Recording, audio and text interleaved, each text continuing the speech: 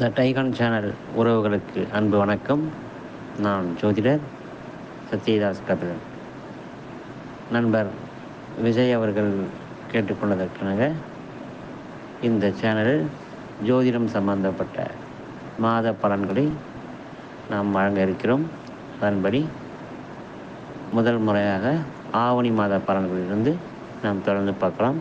12 ராசிகளுக்கு உண்டான பலன்களை இனி ஒவ்வொன்றாக தனித்தனியாக பார்ப்போம். வாருங்கள்.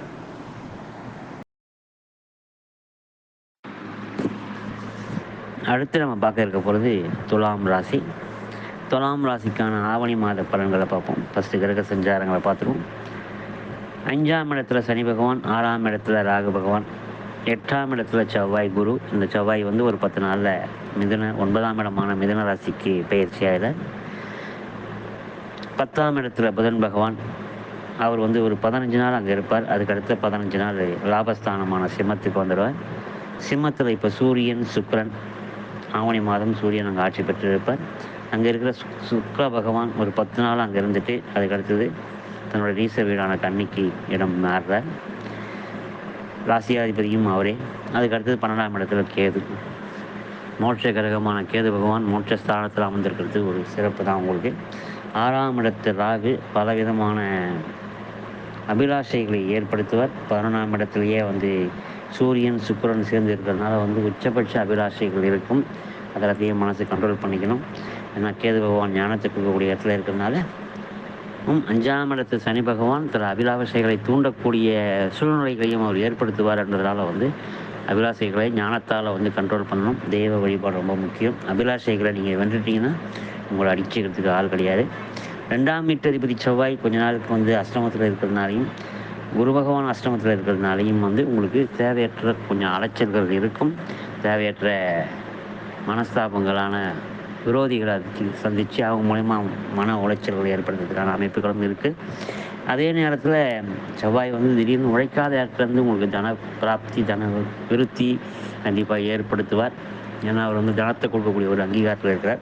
2ஆம் வீட்டை செவ்வாயும் குருவும் பார்க்கறதுனால உங்களுக்கு நிச்சயமாக எதிர்பாராத இடத்துலேருந்து தன லாபங்கள், தன விருத்தி நிச்சயமாக உண்டு. ரியல் எஸ்டேட் பண்ணுற வாழ்க்கை அது ஆதாயமாக இருக்கும். சில ரியல் எஸ்டேட்டில் ரொம்ப நாள் முடங்கி போயிருக்கும் விற்காமல். அது விற்கிறதுக்கான என்கொயரிஸ் நிறைய வரும். அது மூலிமா ஆதாயம் அடைவீங்க.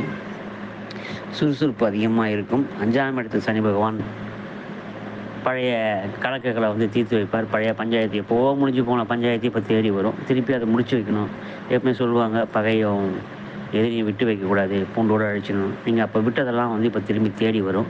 அது எல்லாத்தையும் இப்போ நிவர்த்தி பண்ணுறதுக்கான ஒரு காலகட்டமாக அது இருக்குது. அதனால் சுற்றி இருக்கிறவங்க வரவங்களை யார் எப்படின்னு கொஞ்சம் பார்த்து பழகக்கூடிய ஒரு அமைப்பு இருக்குது. 12ஆம் அதிபதி 9ஆம் வீட்டு அதிபதி புதன் பகவான் 10ஆம் இடத்துல இருக்கிறார். தொழில் சிரமமாகும்.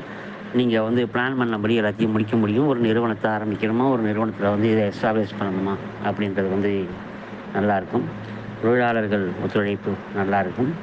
வியாபார விருத்தி நல்லாயிருக்கும். உத்தியோகஸ்தர்களுக்கு ஒரு இடம் மாற்றம், ஊதிய உயர்வு, ஆதாயம், அந்த மாதிரியான ஒரு உத்தியோகத்தில் இருக்கக்கூடிய ஒரு அமைப்பு எல்லாமே சிறப்பாக இருக்குது. சூரிய பகவான் நல்ல ஆதாயத்தை கொடுப்பார். அதில் எந்த விதமான மாற்றமும் கிடையாது. ராசியாதிபதி சுக்கிரன் எங்கள் ஒரு 10 நாள் இங்கே இருக்கிறார். அதனால் திடீர் அதிர்ஷ்டங்களை தருவார். வாகன யோகங்களை தருவார். அதனால் திடீர்னு வாகன யோகங்கள் ஒன்றுமே இருக்காது. நடந்து ஐயோ ஆட்டோவுக்கு கூட காசு இருக்காது. ஆனால் ஆடி காரில் இறங்கி வைக்க அதுக்கான கொடுப்பனைகளை உங்களுக்கு சுக்கிர பகவான் ஏற்படுத்துவார். அது ரொம்பவே ஆதாயமாக இருக்குது. சூரியன் சார்ந்த, கணினி சார்ந்த தொழில்கள் துறைகளில் இருக்கிறவங்களுக்கு நல்ல ஆதாயங்களும் லாபங்களும் உண்டு. ஆன்மீக நாட்டமும் அதிகமாக இருக்கும். ஆன்மீக சுற்றுலாக்கள் அதிகமாக போயிட்டு வருவீங்க. அது மூலிமா வியாபாரத்துக்கான ஆதாயங்களும் உங்களுக்கு உண்டு. தொழில் ஒன்றா இருக்கும். பக்தியும் வளரும், அதே நேரத்தில் ஆன்மீகமும் வளரும் அப்படின்ற மாதிரி இருக்குது. ஒரு ஒரு நடுநிலையான ஒரு தன்மைக்கான ஒரு முடிவு எடுப்பீங்க. ஏன்னா நம்ம தப்பு பண்ணக்கூடாது, நம்மளால் யாரும் பாதிக்கக்கூடாது அப்படின்ற மாதிரியான ஒரு ஞான குரல்லாம் உங்கள் மனசுக்குள்ளே ஒலிக்கும். ஸோ அது உங்களுக்கு வாழ்க்கைக்கு நல்ல வழிகாட்டுதலாக இருக்கும். நல்ல லாபங்கள், சிரமமான ஒரு தொழில் அமைப்பு, திடீர் அதிர்ஷ்டங்கள் கொண்ட ஆவணி மாதம் நீங்கள் போற்றி வணங்கக்கூடிய ஒரு மாதம் நிச்சயமாக இருக்கும்.